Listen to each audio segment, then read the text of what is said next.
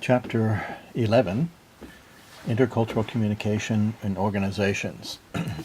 We could talk about this topic in relation to organizations of a variety of types. For example, healthcare.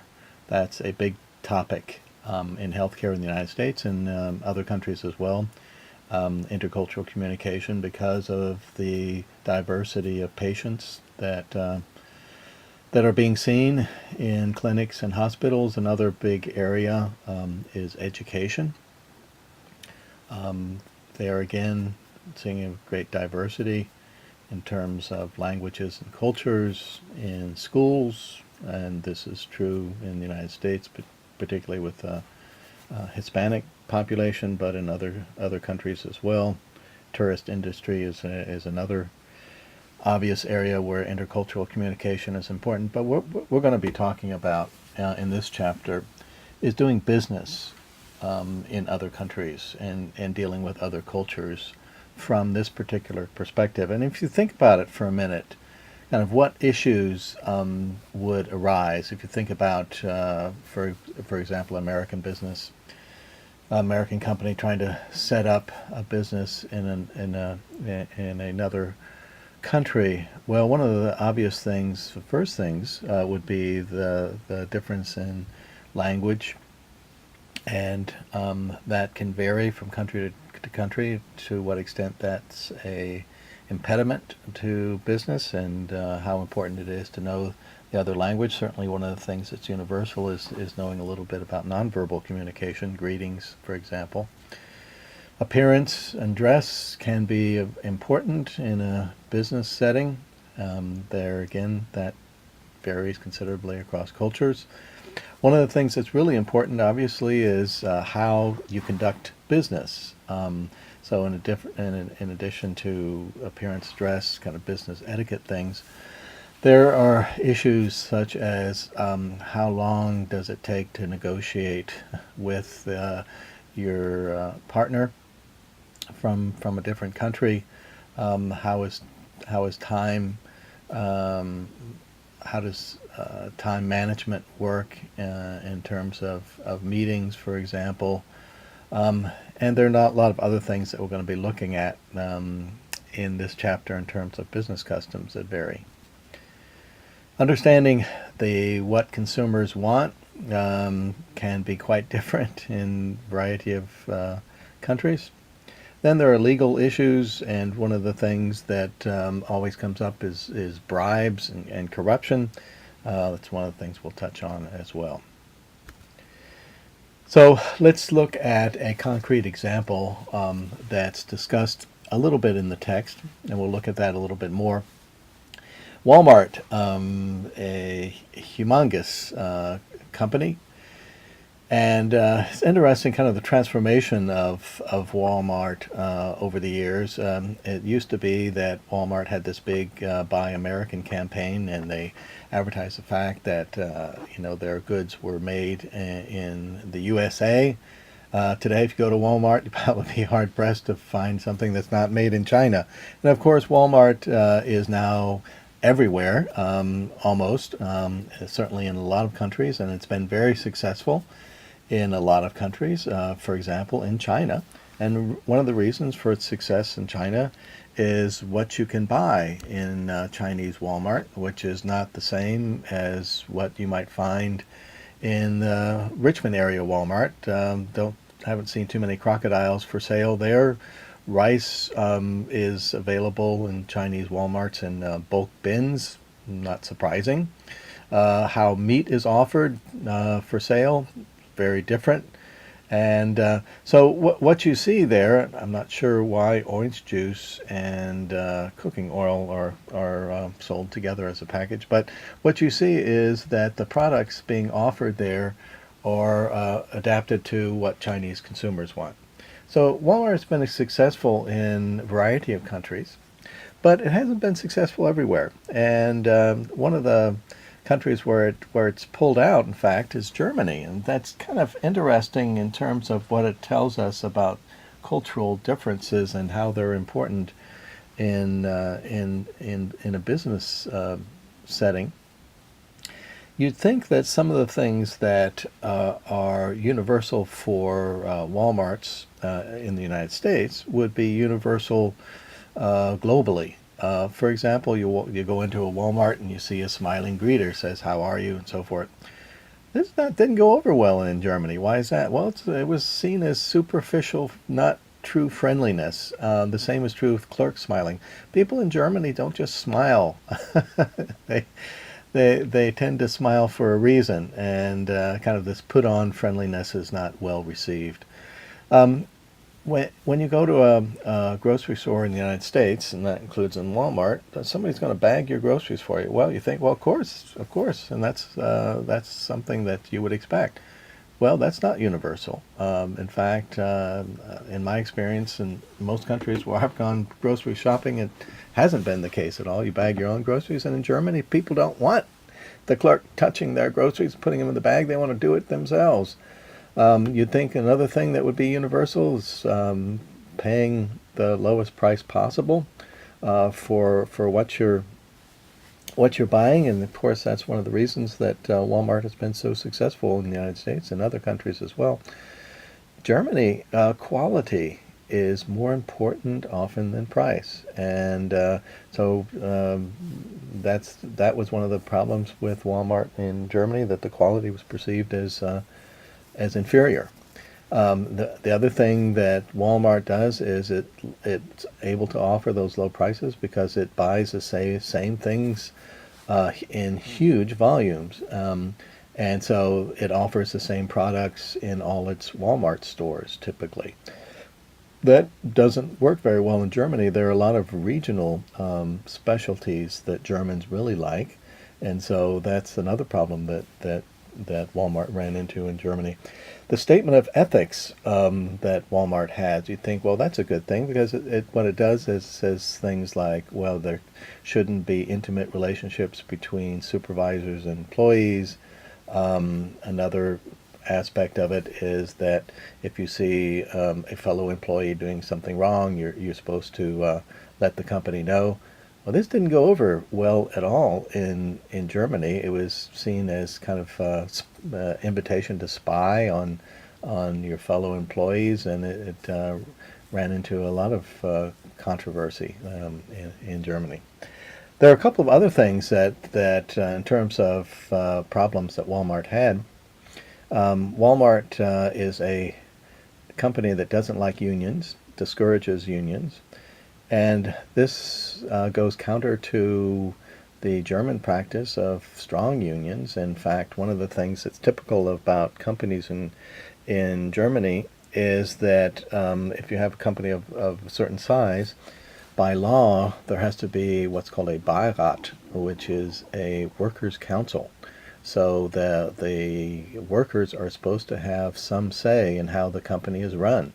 And that's not how Walmart likes to run things. The other thing that's pointed out in the textbook, I believe, is that Walmart kind of moved people around willy-nilly. Well, this may be acceptable in the United States. People are willing to move to a different city, a different state, a different part of the country because of a job. That doesn't go over very well in Germany. Germany, that has strong regional differences, and people want to stay in their own region and want to stay close to where their family comes from. Well, let's talk about, before we look at some specific business cultures and how they differ in the United States, we're going to talk about some kind of general issues that can come up in terms of how businesses are run differently in different cultures. One of those differences is in countries with a large power distance. Now, the United States, as we know, has a small power distance. In other words, that we tend to view people as equals. Hierarchies are kind of minimized, and as a result, social status is not as big a deal in the United States as it is in large power distance cultures. So that's one of the things to be aware of. In terms of how things are communicated in large power distance cultures, it's a top-down kind of communication. So decisions are made at the top, and they'll let you know what those decisions are. And what that means is that employees uh, don't participate in that process. And as I mentioned, that's one of the things that Walmart ran into trouble about in Germany, because the culture there assumes that workers are going to have some role in that process. And one of the things there too is that in these cultures, the idea is we're watching out for you. We'll take care of you. You don't need to have that voice in decision making, because we're mindful of your welfare. Another thing that can vary across cultures is the environmental context. If you remember, we talked about this in relation to culture's attitude towards nature, that some cultures want to control nature, others want to live in harmony with nature.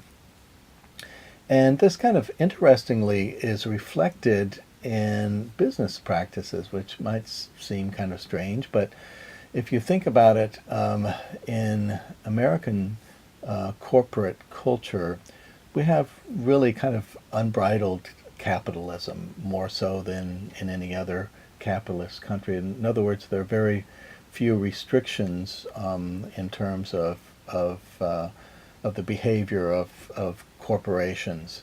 And one of the goals for American companies is to get as much control of the market as they can. Why is that? Well, what's important in capitalism is one thing: profit, making money and making more money.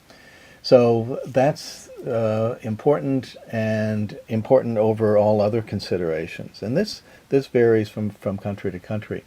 The other thing that can vary is the concern that countries have, and therefore that's kind of handed down to businesses.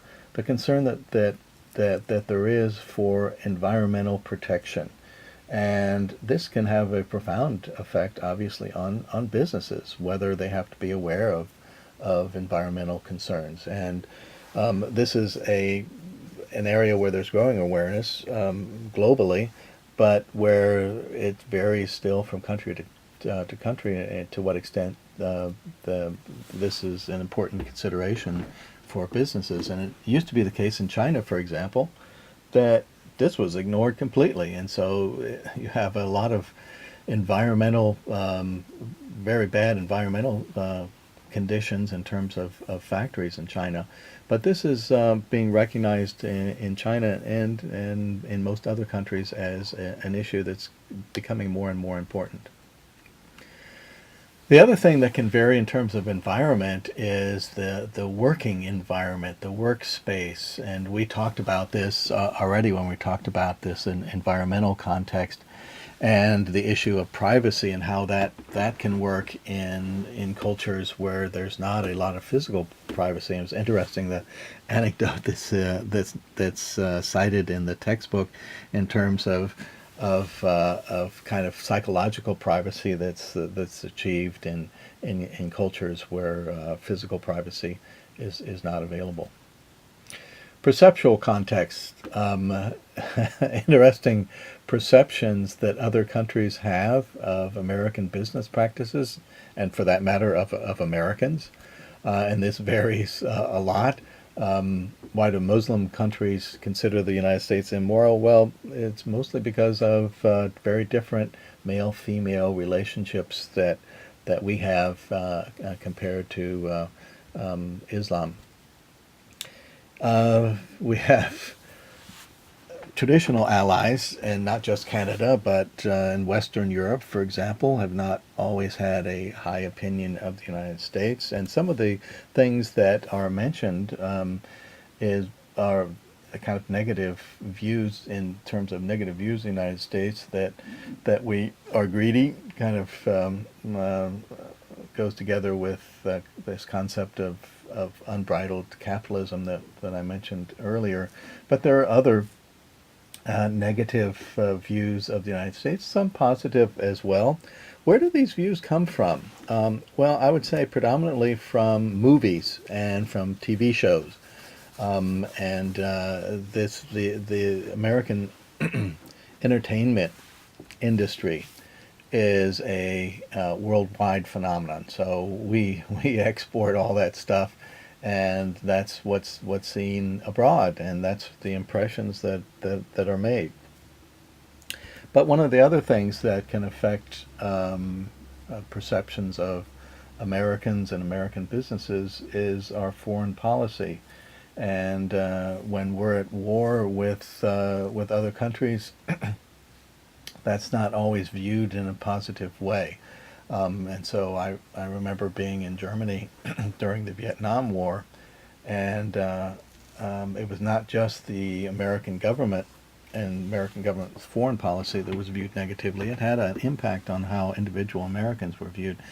Say in general, when you go abroad, you're treated as an individual, but you're still a representative of the United States, and so you carry that baggage with you. And the same is true for companies. Companies have that same experience, that how they're viewed abroad has to do with how America in general is viewed.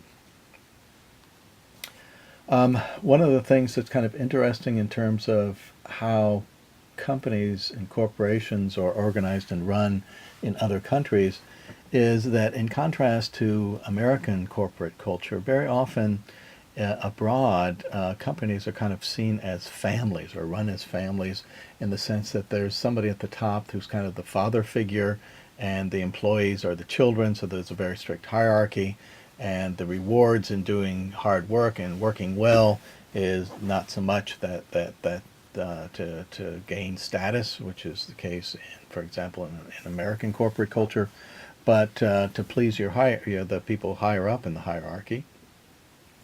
And the sanctions there is not really loss of pay or getting fired, but disappointing your family. So this is a very different kind of perspective. That we'll look at this a little more closely when we look at specific cultures. And of course, one of the things that can be problematic for American businesses is English. Well, English is a language that's become a lingua franca throughout the world, but Americans don't always take into account that when other people speak English, it's not their native language, and that they have to make allowances for that. You see that with tourists, but you also see that with businesses, that they're not aware of kind of language issues. It can be very important. The same is true of nonverbal communication, that one has to be aware of how you greet people, for example, where you sit in a business meeting, how you interact with women, how close you stand to people. Those are all things that are very important in a business setting. So what we're going to be doing predominantly in this chapter is comparing kind of business practices in the United States with business practices in selected countries who are major trading partners for the U.S. And we'll be looking at cultural taxonomies, but we'll be using that really as a starting point. Very often countries are kind of grouped together in terms of corporate culture, business etiquette, but they vary a lot. So even in Europe, northern European countries are very different than southern European countries. There are a lot of differences in Asia between Japan and China, the Middle East as well, differences from country to country. And all those cultural differences that are so important from a business perspective, that's why there are a lot of courses and companies out there giving training in intercultural communication. So if you're looking for a job after you graduate, that's one of the things. There are lots of these trainers out there because Americans tend to not know as much about other cultures as is in the case in a lot of other countries. One of the things that's very different from culture to culture is, in terms of business culture, is the role of women. So in Western Europe, women have actually achieved more equality than in the United States. There are quotas in a number of countries, northern European countries, and specifically in terms of women even in legislatures and women on company boards. And the other thing that's different there is in terms of the social benefits for women and for men. The fact that there's paid paternity leave in a variety of European countries. But in general, one would have to say that in most of the rest of the world, women have less equality in terms of business than is the case in the United States. And there are reasons for this in terms of barriers that are out there for women. One of the things is that, as we've talked about in terms of relationships, just as a practical issue, people prefer to other people who are similar to them. And so men are usually the ones doing the hiring, and men are the ones higher up in the company, and they're going to hire other men. Those are the people they feel most comfortable with. And one of the concerns there is kind of sexual tension that can arise. And there's also sometimes a concern about management styles. Women tend to have a different management style, which in a lot of ways works better. Namely, they work for consensus. That's kind of typically what happens with women executives. They tend to listen to more points of view and favor consensual decision making. And that often clashes with American corporate style. So we'll end there, and in the next presentation we'll look at some specific countries and their corporate culture.